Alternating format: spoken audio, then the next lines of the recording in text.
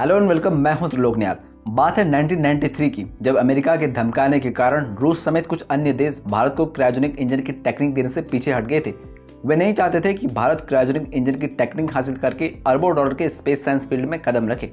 लेकिन भारत ने उन सभी की उम्मीदों पर पानी फेरते हुए कुछ सालों की मेहनत के बाद खुद का क्रायोजेनिक इंजन तैयार कर लिया है। तो आइए इस वीडियो में डिटेल से जानते हैं क्या है ये क्रायोजेनिक इंजन, इसका इस्तेमाल कहाँ होगा और भारत को इससे क्या बेनिफिट होंगे। 9 नवंबर 2022 को इसरो ने अपने सबसे ताकतवर CE-20 क्रायोजेनिक इंजन का सफल टेस्ट किया है। इसे देश में ही बनाया गया है और इस CE-20 क्रायोजेनिक इंजन को भारत के सबसे ताकतवर रॉकेट LVM-3 के लिए बनाया गया है। यह रॉकेट करीब 22,000 किलो वजन लिफ्ट कर सकता है।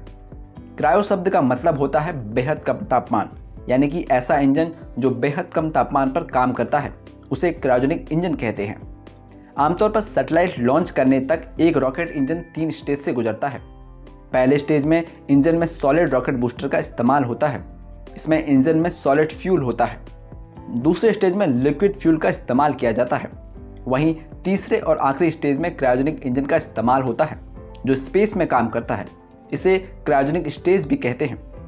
क्रायोजेनिक इंजन में फ्यूल के रूप में लिक्विड ऑक्सीजन और लिक्विड हाइड्रोजन का इस्तेमाल होता है। इसे -183 डिग्री सेंटीग्रेड और -253 डिग्री सेंटीग्रेड में स्टोर किया जाता है। शुरू में क्रायोजेनिक इंजन की टेक्निक अमेरिका, रूस, जापान जैसे कुछ चुनिंदा देशों के पास ही थी। भारत ने क्रायोजेनिक इंजन बनाने की कोशिश 1980 के दशक से शुरू की थी। इसके लिए भारत ने रूस के साथ समझौता किया था। 1991 में सोवियत संघ के विघटन के बाद अमेरिका के दबाव की वजह से 1993 में रूस ने भारत को क्रायोजेनिक इंजन की टेक्निक देने से इनकार कर दिया था। अमेरिका का कहना था कि भारत क्रायोजेनिक इंजन का इस्तेमाल मिसाइल बनाने में करेगा। दरअसल अमेरिका समेत कुछ ताकतवर देश नहीं चाहते थे कि भारत क्रायोजेनिक इंजन की टेक्निक हासिल करके अरबों डॉलर के स्पेस साइंस फील्ड में कदम रख पाए। क्रायोजेनिक इंजन से ज्यादा वजनी सैटेलाइट की लॉन्चिंग आसान हो जाती है। बड़े देशों के टेक्निक देने से मना करने के बाद भारत ने 1994 में क्रायोजेनिक इंजन बनाने का कार्यक्रम शुरू किया था। करीब 20 साल बाद 2014 में क्रायोजेनिक इंजन लगे रॉकेट की पहली सफल उड़ान के साथ ही भारत ये टेक्निक हासिल करने वाले दुनिया के टॉप 6 देशों में शामिल हो गया।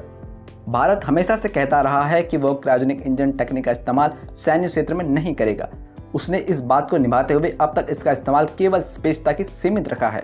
इसरो द्वारा बनाए गए इस क्रायोजेनिक इंजन का इस्तेमाल भारत के सबसे ताकतवर रॉकेट LVM-3 में किया जाएगा। लॉन्च व्हीकल मार्क 3 यानी कि LVM-3 इसरो का सबसे ताकतवर रॉकेट है।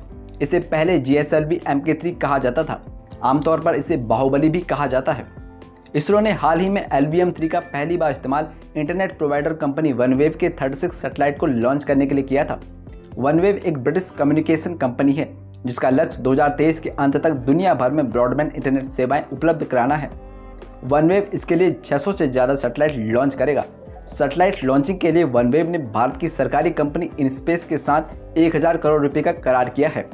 इसी करार के तहत हाल ही में इसरो ने वनवेव के 36 सैटेलाइट को LVM-3 से लॉन्च किया था और इसी CE-20 क्रायोजेनिक इंजन से चलने वाले LVM रॉकेट से 2024 या 2025 तक स्पेस में इंसानों को ले जाने के भारत के गगनयान मिशन को लॉन्च करने की योजना है। फ्रेंड्स, आई होप ये टॉपिक आपको पसंद आया होगा। आप इस विषय पर क्या सोचते हैं अपने कमेंट हमारे साथ शेयर कीजिएगा। नेक्स्ट टॉपिक में आपके साथ फिर मुलाकात होगी। अपना बहुत ख्याल रखिए। Thank you.